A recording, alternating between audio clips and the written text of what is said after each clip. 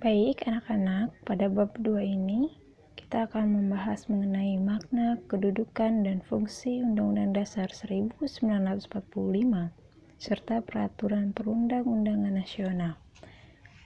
Di dalam bab ini kita memiliki 6 submateri, 6 subbab. Bagaimana pembahasannya kita lihat pada selanjutnya ya. Pembahasannya mengenai makna Undang-Undang Dasar 1945, kedudukan Undang-Undang Dasar 1945, fungsi Undang-Undang Dasar 1945, kemudian makna peraturan Undang-Undang Nasional, kedudukan peraturan Undang-Undang Nasional, dan yang terakhir fungsi peraturan perundang-undangan nasional. Pada pertemuan kali ini kita akan membahas dua pembahasan dulu, yaitu yang pertama makna Undang-Undang Dasar 1945. Yang kedua, kedudukan Undang-Undang Dasar 1945. Baik, kita akan masuk pada submateri yang pertama, yaitu makna Undang-Undang Dasar 1945. Mari kita simak isi dari pembukaan Undang-Undang Dasar 1945. Undang-Undang Dasar Negara Republik Indonesia tahun 1945, pembukaan, bahwa sesungguhnya kemerdekaan itu ialah hak segala bangsa, dan oleh sebab itu maka penjajahan di atas dunia harus dihapuskan karena tidak sesuai dengan peri kemanusiaan dan peri keadilan. Dan perjuangan pergerakan kemerdekaan Indonesia telah sampailah kepada saat yang berbahagia dengan selamat sentosa mengantarkan rakyat Indonesia ke depan pintu gerbang kemerdekaan negara Indonesia yang merdeka, bersatu, berdaulat, adil, dan makmur. Atas berkat rahmat Allah yang Maha Kuasa dan dengan didorong oleh keinginan luhur supaya berkehidupan kebangsaan yang bebas, maka rakyat Indonesia menyatakan dengan ini kemerdekaannya. Kemudian daripada itu, untuk membentuk suatu pemerintahan negara Indonesia yang melindungi segenap bangsa Indonesia dan seluruh tumpah darah Indonesia, dan untuk memajukan kesejahteraan umum, mencerdaskan kehidupan bangsa, dan ikut melaksanakan ketertiban dunia yang berdasarkan kemerdekaan, perdamaian abadi, dan keadilan sosial.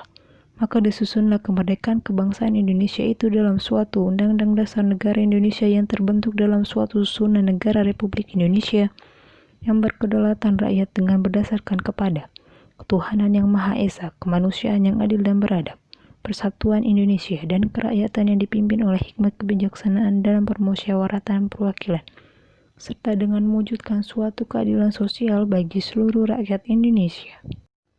Baik, sekarang kita akan membahas makna dari berbagai alinea, yaitu di mana setiap alinea mengandung arti dan makna yang sangat dalam, mempunyai nilai-nilai yang universal dan lestari. Mengandung nilai universal artinya mengandung nilai-nilai yang dijunjung tinggi oleh bangsa-bangsa beradab di seluruh dunia. Sedangkan lestari artinya mampu menampung dinamika masyarakat dan akan tetapi menjadi landasan perjuangan bangsa dan negara selama bangsa Indonesia tetap setia kepada negara proklamasi 17 Agustus 1945. Baik, kita sekarang akan melihat makna masing-masing alinea pembukaan Undang-Undang Dasar 1945. Alinea pertama merupakan asas dalam mendirikan negara yang terdiri atas dua hal. Yang pertama yaitu kemerdekaan adalah hak segala bangsa. Yang kedua, penjajahan harus dihapuskan dari muka bumi karena tidak sesuai dengan peri kemanusiaan dan peri keadilan. Dengan demikian, jelas bahwa negara yang didirikan oleh bangsa Indonesia adalah sebuah negara bangsa yang terdiri di atas hak yang dimilikinya, yaitu hak untuk merdeka. Visi bangsa Indonesia dalam mendirikan negara bangsa yang merdeka dengan jelas diungkapkan dalam alinea kedua, yaitu negara yang merdeka, bersatu, berdaulat, adil, dan makmur.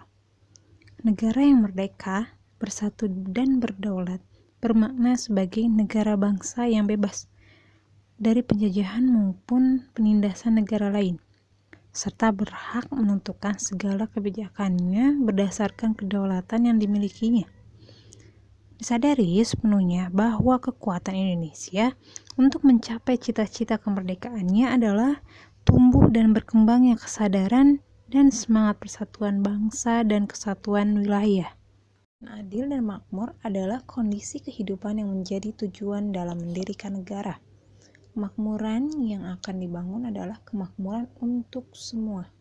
Artinya, kemakmuran untuk bangsa Indonesia secara keseluruhan yang terdistribusi secara adil. Oleh karena itu, dasar pengelolaan kesejahteraan tersebut harus berasaskan kekeluargaan yang bersumber pada prinsip kesederajatan dan kebersamaan.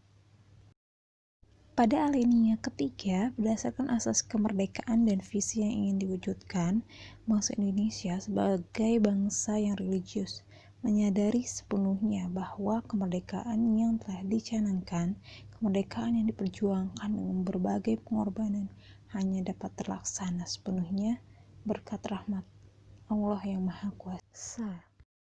Alinea keempat diungkapkan tentang prinsip-prinsip dibentuknya pemerintahan sebagai instrumen politik dan tugasnya untuk memberikan tugas dan acuan bagi penyelenggaraan pemerintahan dan kehidupan bernegara. Maka disusunlah Undang-Undang Dasar. Sedangkan bentuk negara ditetapkan sebagai republik yang berkedaulatan rakyat. Artinya, Indonesia adalah sebuah republik yang bersifat demokratis. Sedangkan sebagai dasar negaranya adalah yaitu Pancasila. Baik, pembahasan selanjutnya yaitu kedudukan pembukaan Undang-Undang Dasar Negara Republik Indonesia tahun 1945. Yang pertama, Undang-Undang Dasar merupakan sebagian hukum dasar yang tertulis. Yang kedua, Undang-Undang Dasar merupakan hukum yang bersifat konvensi, hukum dasar yang tidak tertulis. Yang ketiga, Undang-Undang Dasar Negara Republik Indonesia 1945 merupakan sumber hukum dari peraturan perundang-undangan. Yang keempat, Undang-Undang Dasar 1945 merupakan sumber hukum tertinggi dalam tata urutan peraturan perundang-undangan di Indonesia. Peraturan yang pertama yaitu Undang-Undang Dasar Negara Republik Indonesia tahun 1945. Yang kedua, Undang-Undang atau Peraturan Pemerintah pengganti Undang-Undang. Yang ketiga, Peraturan Pemerintah. Yang keempat, Peraturan Presiden. Dan yang kelima yaitu Peraturan Daerah, melewati gubernur, wali kota, dan kepala desa. Seperti itu. Baik, pertemuan kali ini kita cukup sampai di sini.